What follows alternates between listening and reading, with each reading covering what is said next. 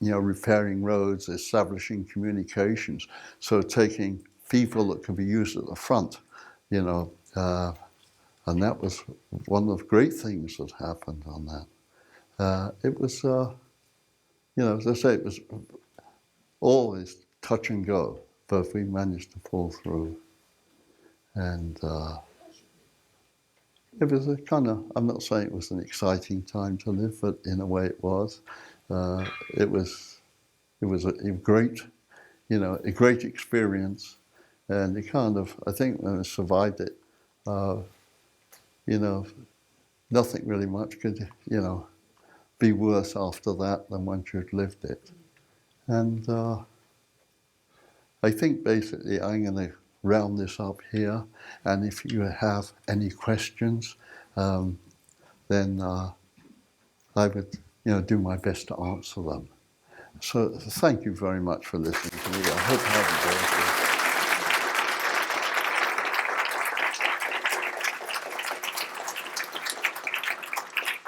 And bear with me here. I think for questions, if somebody wants to raise their hand, I will point to you. Please ask the question. I will relay it through the microphone so everybody can hear it clearly and so that Peter can hear it. He has a little hearing challenge. So anybody have any questions? Yes? Yeah, do you have any recollections of the V1 and V2 bombs?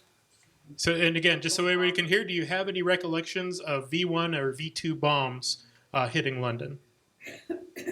Yeah, my father was killed by a V2. He was at the wrong place at the wrong time, and he is now buried somewhere in a landfill north of London. Basically, they were one of the kind of last stopgaps of Hitler, and basically they moved so fast there was no warning. They just fell out of the sky. The buzz bomb made a hell of a noise, and as long as it was making a hell of a noise, it was quite safe. But the moment it stopped making that hell of a noise, you ducked under the first table or bits of obstruction you could find, because they were going to collapse out of the sky. And towards the end, don't forget, we lost, through the period of war and civilians, around about 40,000 people in industrial areas where any bombs and rockets fell. Yes. Does that answer? Yes, back there. Yes. Do you remember any kids coming from Europe or Germany or Austria coming to your schools to escape? Oh, yes.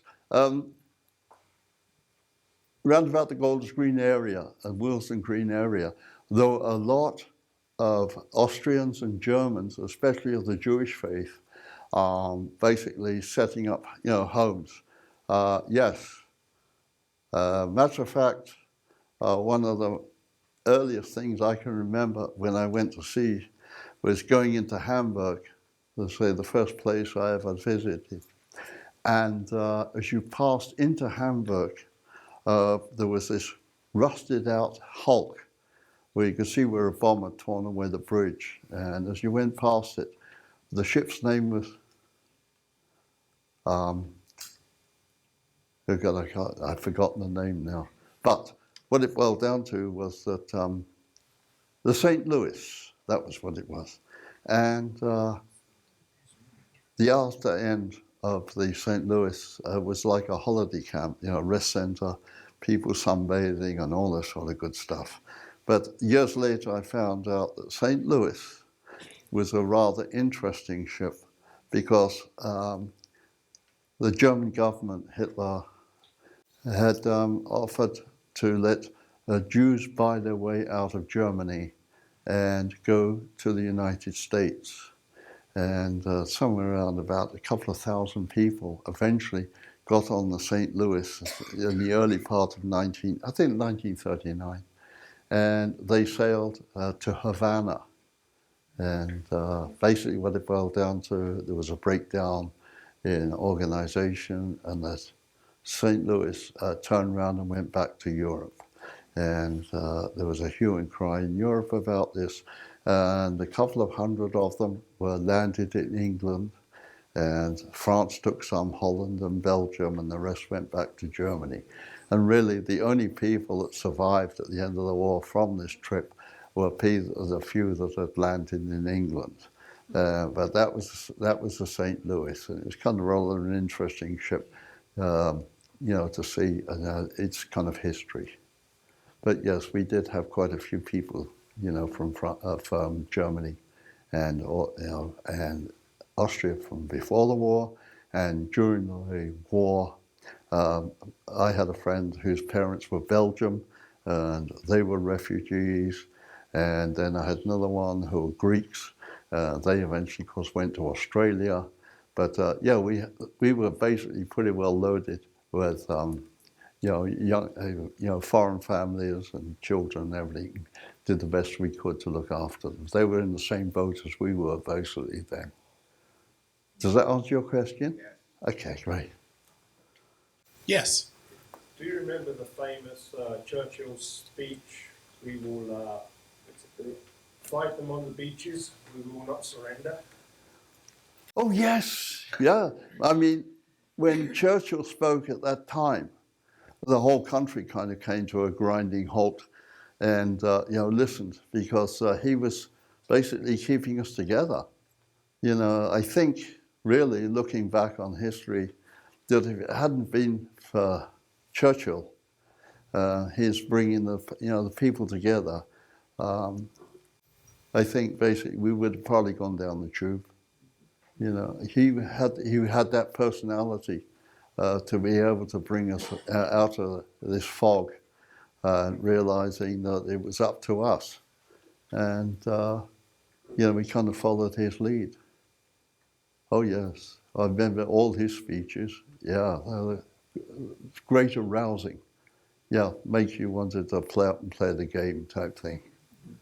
Yeah. Does that answer? Okay. Yes. Did you have over your shoulder one of those little brown canvas boxes with a Mickey Mouse or Donald Duck gas mask? Oh, you're talking about gas masks. Oh yes, I can remember early part of 1939, going to a local school. My father took me down there, and we went and bought our gas masks. Basically, what it boiled down to, the gas mask was a carbon filter and a rubber face piece, and I think they cost something like 2 6 each, which is about 50 cents. And you could, they were there for a reason. To pay was basically people were more conscious of them and more likely to look after them, because they were very thin rubber, and if you put them in heat, they would just fuse together. They were very good. They were just a psychological thing, I think, more than anything. And you could get them for all sorts of things. You could get a gas mask for your horse. You could get a gas mask for your dog. You could get a gas mask for babies. I think adults came in 3 sizes, large, medium, and small type thing. And basically, a matter of fact, I think there's a kind of a rhyme on that. And when they were looking for air raid precautions, which were basically wardens and people like that, there was a song. Mr. Chamberlain was the Prime Minister at the time, and it went like this. Underneath the spreading chestnut tree, Mr. Chamberlain said to me, if you want to get your gas mask free, come and join the ARP. And but luckily we never had to use them. We did have to hand them in, take them somewhere, and they put another filter on as well. A matter of fact, on a personal thing of that, in the 1840s, a great uncle of mine developed the purifying properties of carbon, and he was known in the First World War as the inventor of the gas mask. Now, does that answer your question? It does. Oh, great. They smell terrible. When you put them on, the smell of the gas masks were terrible. Smell rubber. Yeah. Rubber was horrible. Yes, they were. But all gas masks are like that. Even the service gas mask, and they all used to fog up. You know, they weren't a comfortable thing.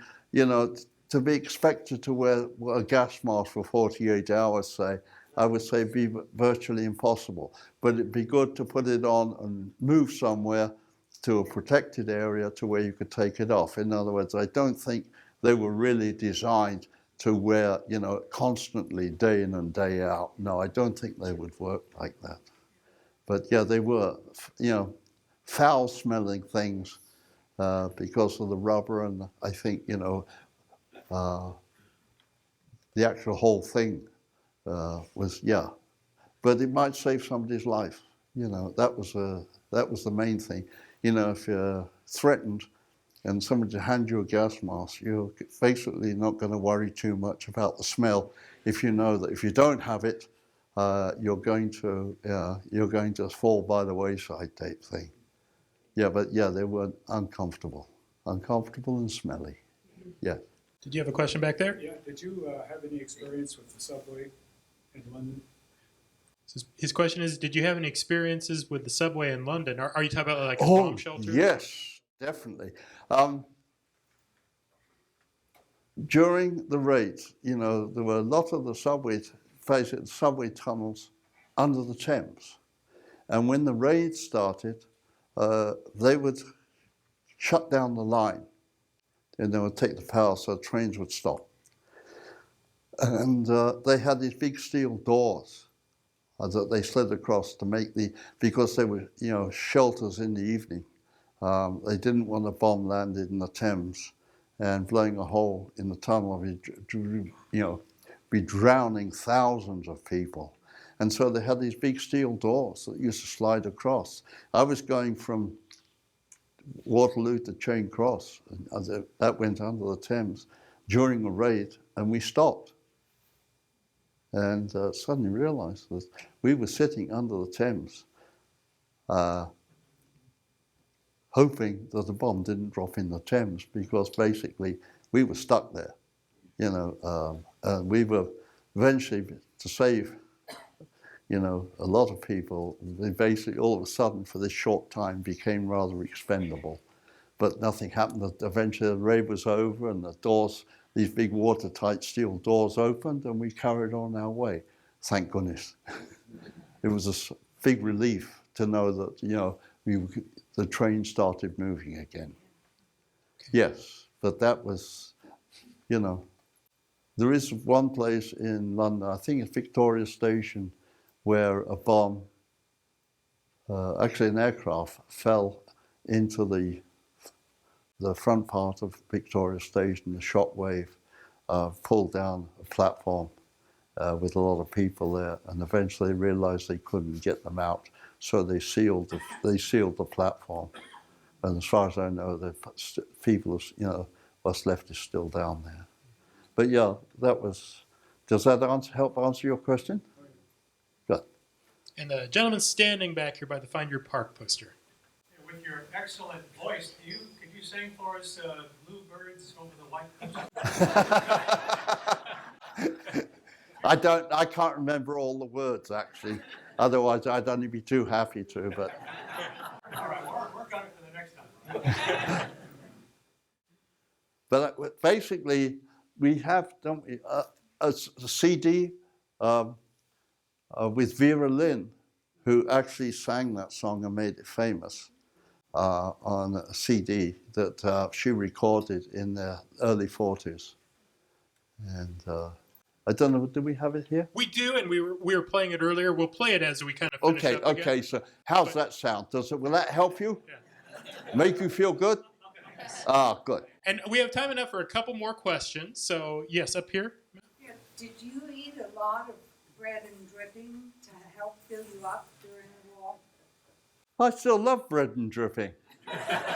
Oh yes, my goodness me!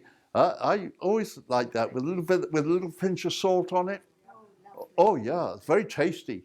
Yeah, probably not very healthy for you. That's true, but you know, I think basically it's the old case of moderation. If you were to have a piece of bread and dripping, you know, once every 6 months or so, it probably wouldn't do you too much harm. But yeah, I wouldn't like to eat it, say, 5 times a day. You know, but And Peter, for some of the Yanks in the room, what is bread and dripping? okay, well, we all know what bread is, right?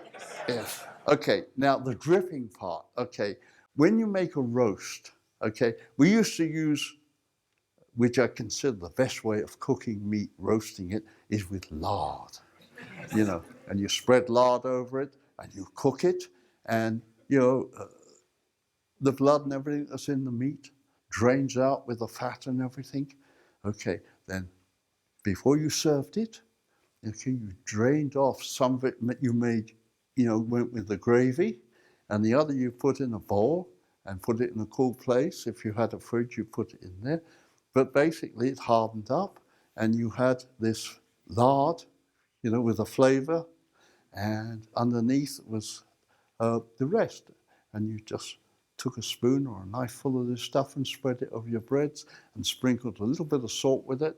And matter of fact, a lot of people, that's why they basically way they, you know, a lot of people didn't eat butter in the early days. But that was, you know, that was the way it was. And I always considered it very tasty. But as I said, probably not too healthy for you.